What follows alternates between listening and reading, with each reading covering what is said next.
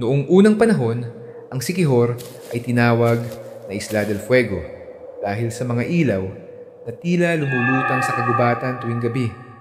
Hanggang ngayon, nananatiling misteryoso ang isla. Sa bawat baryo, may kwento ng mambabarang, mangkukulam at engkanto.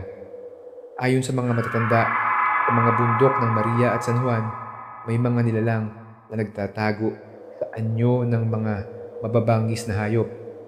Sila raw ang mga tagapangalaga ng lumang kaalaman, ang sining ng kulam at gayuma.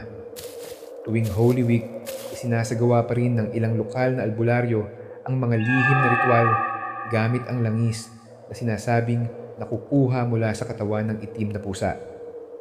Noong 1973, iniulat ng ilang manlalakbay na may nakita silang mga asul na apoy na naglalaro sa dalampasigan. May ilan namang nawawala ng walang bakas at kapag natagpuan, tila wala ng alaala ng kanilang pagkawala. Sabi ng mga lokal, napasok daw sila sa mundo ng mga engkanto, isang daigdig na nakatago sa pagitan ng anino at liwanag.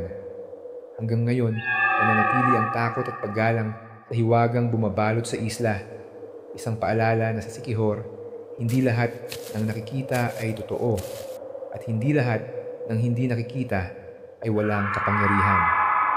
Follow Alamat at Lagim para sa mas marami pang myths, legends at true horror stories ng Pilipinas.